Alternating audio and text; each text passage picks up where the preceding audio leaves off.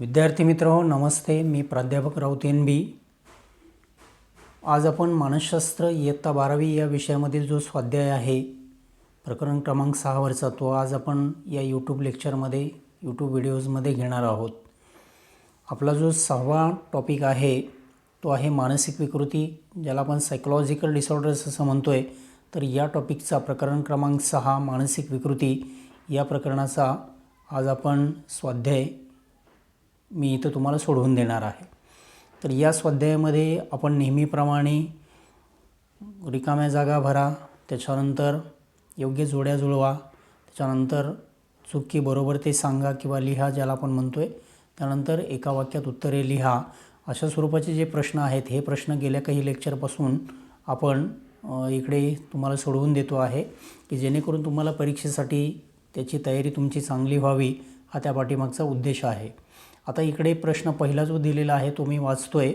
कडा कंसातील योग्य पर्याय निवडून खालील विधाने पूर्ण करा. यामध्ये पहिलं जे विधान दिलेलं आहे, टिंबटिंब ही मानसिक विकृतीची वर्गीकरण करणारी आधुनिक प्रणाली आहे. त्यासाठी पर्याय दिलेले आहेत DSM-5, WHO आणि APA. आता याचं बरोबर उत्तर आहे DSM-5. म्हणून आपण पुन्हा ते पर्याय रिकामे जागी लिहून आपण ते विधान पुन्हा लिहून घ्यायचं आहे किंवा लिहून काढायचं असतं. DSM-5 ही मानसिक विकृतीची वर्गीकरण करणारी आधुनिक प्रणाली आहे. DSM-5 हे आपला आन्सर आहे, उत्तर आहे, त्यामुळे त्याला आपण अंडरलाईन करणार आहोत. त्यानंतर दुसरं जे विधान दिलेलं आहे ते विधान आहे टिंबटिंब या मानसशास्त्रज्ञाने स्किझोफ्रेनिया हा शब्दप्रयोग प्रथम वापरला. आणि त्यासाठी पर्याय दिलेले आहेत अल्बर्ट एलिस, युजेन ब्लूनर आणि जॉन ट्रविस. तर हे 3 पर्याय आपल्याला इथं दिलेले आहेत. त्यापैकी योग्य उत्तर या दुसऱ्या विधानाचं आहे ते म्हणजे युजेन ब्लूनर. युजेन ब्लूनर या मानसशास्त्रज्ञाने स्किझोफ्रेनिया हा शब्दप्रयोग प्रथम वापरला आणि युजेन ब्लूनर या शब्दाला आपल्याला अंडरलाईन करायची आहे, कारण ते आपलं उत्तर आहे. त्यानंतर पुढचं विधान आहे तिसरं, जागतिक आरोग्य संघटनेने सर्व प्रकारच्या रोगांचे वर्गीकरण करण्यासाठी टिंबटिंब प्रणाली विकसित केली. त्यासाठी पर्याय दिलेले आहेत ICD, DSM आणि MCA. तर यापैकी आपलं जे उत्तर आहे ते आहे ICD. म्हणून हे ICD हे जे उत्तर आहे ते आपण इथे या विधानामध्ये लिहून त्याला अंडरलाईन करणार आहोत. जागतिक आरोग्य संघटनेने सर्व प्रकारच्या रोगांचे वर्गीकरण करण्यासाठी ICD प्रणाली विकसित केली. त्यानंतर पुढचं चौथं जे विधान आहे ते विधान आहे टिंबटिंब विकृतीत आलटून पालटून उन्माद व अवसादाची लक्षणे दिसून येतात. आणि त्यासाठी आपल्याला पर्याय दिलेले आहेत अवसाद, द्विध्रुवीय विकृती, चिंता विकृती. आता याचं जे बरोबर उत्तर आहे ते आहे द्विध्रुवीय विकृती. म्हणून आपण ते उत्तर इथं रिकामे जागी लिहून द्विध्रुवीय विकृतीत आलटून पालटून उन्माद व अवसादाची लक्षणे दिसून येतात. तर अशा पद्धतीनं आपल्याला हे जे आपण बरोबर उत्तर लिहिलेलं आहे त्या बरोबर उत्तराला आपल्याला अंडरलाईन करायची आहे. आणि त्याच्यानंतर पुन्हा ब जो आहे तो आहे योग्य जोड्या जुळवा. आणि योग्य जोड्या जुळवामध्ये अ गटामधले जे घटक आहेत ते सर्व मी वाचतोय. त्यामध्ये पहिला घटक आहे भयगंड, दुसरा आहे DSM-5 प्रारूप आणि तिसरा आहे ICD-11 आणि चौथा आहे युजेन ब्लूनर, पाचवा आहे जॉन ट्रविस आणि 6वा आहे अवसाद. आता यानंतर आपण ब गट वाचूया. ब गटामध्ये अ कडा दिलेला आहे 2013, ब मानसिक सुदृढता, क छिन्नमनस्कता विकृती आणि ड आहे 2019, ई आहे अतार्किक भीती आणि फ आहे दीर्घकाळ तीव्र दुःखाची भावस्थिती. आता आपण अ गटातील प्रत्येक घटकासाठी ब गटातील कोणती जोडी योग्य आहे ते आपण पाहणार आहे. अ गटामध्ये पहिला घटक आहे भयगंड, त्याच्यासाठी ब गटामधील जोडी आहे ई दीर्घ ई अतार्किक भीती. त्यानंतर दुसरा आहे अ गटामध्ये DSM-5 प्रारूप, त्याचं उत्तर आहे 2013. 2013मध्ये DSM-5 प्रारूप दिलेलं आहे. त्यानंतर पुढचं तिसरा घटक आहे ICD 11 किंवा ICD 11. त्याचं उत्तर आहे ब गटामध्ये ड, आणि ड हे उत्तर आहे 2019. त्यानंतर चौथा अ गटामध्ये युजेन ब्लूनर. इथं पुस्तकामध्ये ब्लूलर झालेलं आहे, त्याचं करेक्शन आपल्याला करावं लागेल. युजेन ब्लूनर असं तिथं हवं आहे. युजेन ब्लूनरचं उत्तर आहे क छिन्नमनस्कता विकृती. आणि पाचवा आहे जॉन ट्रॅव्हिस. त्याचं उत्तर आहे मानसिक सुदृढता.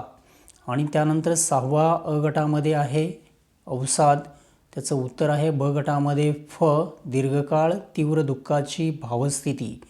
तर विद्यार्थी मित्रहो, अशा पद्धतीनं जोड्या लावा हा जो प्रश्न आहे तो प्रश्न आपण इथं सोडवलेला आहे. त्याच्यानंतर पुढचा आहे क खालील विधाने चुकी बरोबर ते सांगा. यामध्ये पहिला घटक आहे सामाजिक व सांस्कृतिक विचलित वर्तन हे मनोविकृतीचे लक्षण मानले जाते. आणि हे जे विधान आहे हे विधान चूक आहे. सामाजिक व सांस्कृतिक विचलित वर्तन हे मनोविकृतीचं लक्षण मानलं जात नाही. त्यानंतर दुसरं विधान आहे छिन्नमनस्कता ही एक गंभीर व संकीर्ण स्वरूपाची मानसिक विकृती आहे. हे दिलेलं जे विधान आहे हे बरोबर आहे, म्हणून आपण वरती विधान लिहिणार आहोत आणि त्याच्याखाली उत्तर म्हणून हे विधान बरोबर आहे असं आपल्याला लिहायचं आहे. त्यानंतर तिसरं विधान दिलेलं आहे नैराश्याची भावना हे अवसाद किंवा खिन्नता विकृतीचे एक महत्त्वाचे लक्षण आहे. हे जे दिलेलं तिसरं विधान आहे हे विधान बरोबर आहे, म्हणून आपल्याला उत्तरामध्ये बरोबर असं लिहावं लागेल. हे दिलेलं विधान बरोबर आहे. त्यानंतर पुढचा प्रश्न आहे एका वाक्यात उत्तरे लिहा. आणि त्यामध्ये पहिला जो प्रश्न आहे तो आहे एन्झायटी हा शब्द कोणत्या लॅटिन शब्दापासून तयार झाला आहे. तर त्याचं उत्तर आहे एन्झायटस या लॅटिन शब्दापासून एन्झायटी हा शब्द तयार झाला आहे. त्यानंतर दुसरा प्रश्न आहे दीर्घकाळ प्रचंड दुःख व अपराधाची भावना अनुभवास येणारी विकृती कोणती. तर त्याचं उत्तर दिलेलं आहे, इथं मी लिहिलेलं आहे आघात पश्चात तणाव विकृती. आघात पश्चात तणाव विकृती ही काय कशा स्वरूपाची विकृती आहे की जी विकृती आपल्याला दीर्घकाळ प्रचंड दुःख व अपराधाची भावना अनुभवास येणारी ही विकृती आहे. त्यानंतर तिसरा प्रश्न आहे एखाद्या प्रसंगापासून अजिबात धोका नसताना वाटणारी अकारण भीती म्हणजे काय. तर त्याचं उत्तर आहे भयगंड. एखाद्या प्रसंगापासून अजिबात धोका नसताना वाटणारी अकारण भीती म्हणजे भयगंड होय. तर अशा पद्धतीनं आपण एका वाक्यात उत्तरे द्यायचा जो प्रश्न आहे तो आपण स्वाध्याय सर्व सोडवलेला आहे. आता त्याच्यानंतर आपण या 6व्या प्रकरणामध्ये मानसिक विकृती या प्रकरणामध्ये असे कोणकोणते महत्त्वाचे प्रश्न आहेत जे आपल्याला बोर्ड परीक्षेसाठी इम्पॉर्टंट आहेत किंवा जे विचारले जाऊ शकतील असे कोणते प्रश्न आहेत या प्रश्नांची आपण चर्चा करणार आहोत. प्रश्न दुसरा खाली दिलेल्या प्रश्नांची थोडक्यात उत्तरे लिहा. यामध्ये पहिला प्रश्न दिलेला आहे मानसिक विकृतीचे स्वरूप स्पष्ट करा. त्यानंतर दुसरा आहे चिंता विकृती म्हणजे काय. त्यानंतर तिसरा आहे मानसिक विकृतीची संकेतचिन्हे लिहा. चौथा आहे द्विध्रुवीय विकृती म्हणजे काय. पाचवा आहे आघात पश्चात तणाव विकृती म्हणजे काय.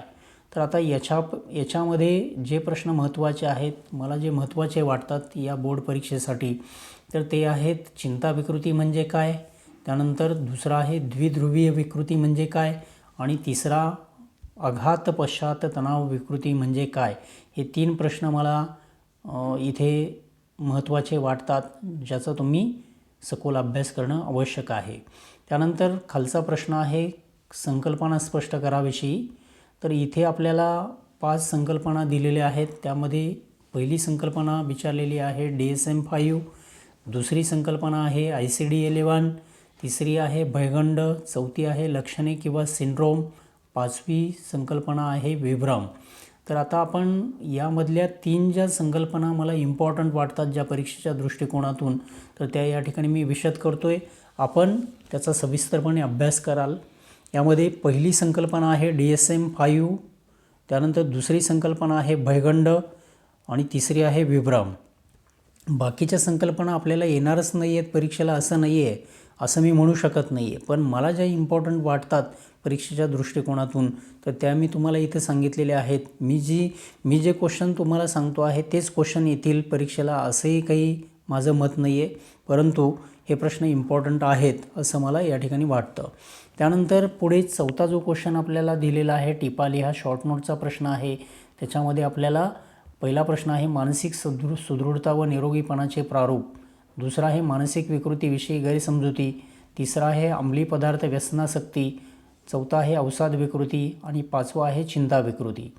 आता त्या 5 प्रश्नामध्ये टिपा लिहासाठी जे महत्त्वाचे प्रश्न मला वाटत आहेत त्यामध्ये मानसिक सुदृढता व निरोगीपणाचे प्रारूप, त्यानंतर दुसरा आहे अंमली पदार्थ व्यसनासक्ती आणि तिसरा आहे चिंता विकृती. हे जे 3 प्रश्न आहेत हे शॉर्ट नोटसाठी मला महत्त्वाचे वाटतात, त्याचा आपण सखोल अभ्यास करावा.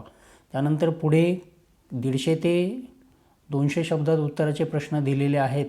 ॲक्च्युली हा जो टॉपिक आहे हा 6वा आहे, 4, 5, 6. या टॉपिकवरती आपल्याला दिलेल्या मुद्द्यांच्या आधारे प्रश्नांची उत्तरं लिहा असा प्रश्न असतो. तर इथं 2 प्रश्न मला महत्त्वाचे वाटत आहेत. मानसिक विकृतीचे निकष स्पष्ट करा आणि छिन्नमनस्कता विकृती म्हणजे काय ते सांगून तिची प्रमुख लक्षणे सविस्तर स्पष्ट करा. तर हे जे प्रश्न महत्त्वाचे मला वाटत आहेत तर ते प्रश्न मी तुम्हाला या ठिकाणी दिलेले आहेत. तर विद्यार्थी मित्र, अशा पद्धतीनं आज आपण मानसिक विकृती या टॉपिकचा स्वाध्याय जो आहे तो स्वाध्याय आपण आज सोडवून घेतलेला आहे. यानंतरचा जो पुढचा टॉपिक आहे तर तो आपण पुढच्या लेक्चरला घेतो आहे. तोपर्यंत आपण थांबतो आहे. धन्यवाद.